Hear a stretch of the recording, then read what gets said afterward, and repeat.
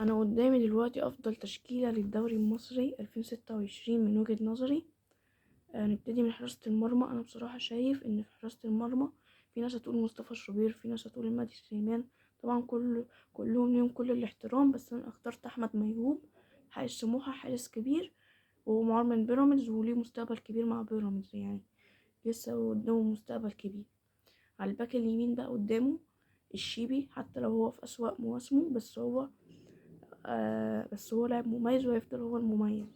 باك الشمال كنت عايزة اختار بالعمري، بس بالعمري ما عندوش استمرارية كبيرة، يعني دلوقتي مصاب مش بيلعب. قبلها كان بيقدم مطوشة حلوة، قبل المطوشة الحلوة كان يسترم مش بيلعب وكان مش بيلعب. فاخترت بنتايج، هو عايز يحسن مستواه بس الاستمرارية عنده أحسن. في قلوب الدفاع حسام عبد المجيد.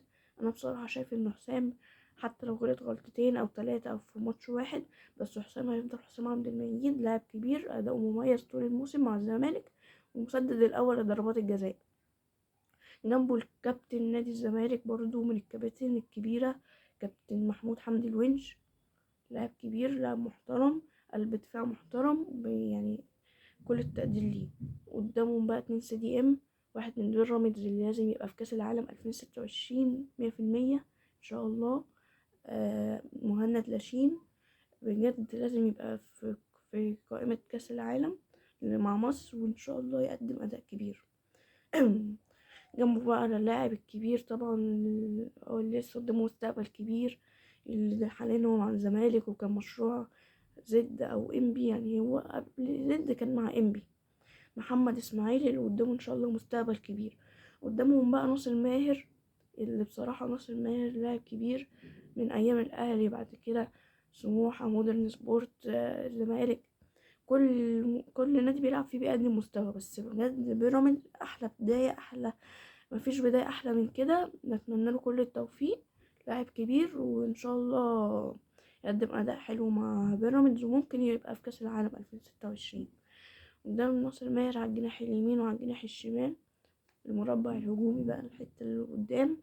بس قبل ما اقول لكم اخترت مين في الهجوم، ما تنسوش اللايك، الاشتراك، تعليق، الشير للفيديو، واهم من اي حاجة قبل كل الحاجات دي ما تنسوش تصلوا على النبي وتكتبوا لي في الكومنتات افكار فيديو من وجهة نظركم.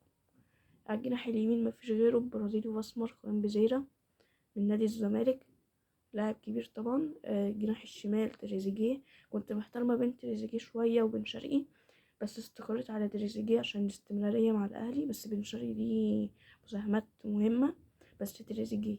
قدامهم بقى 2 رؤوس حربة. في ناس هتقول عدي الدباغ وناصر منسي.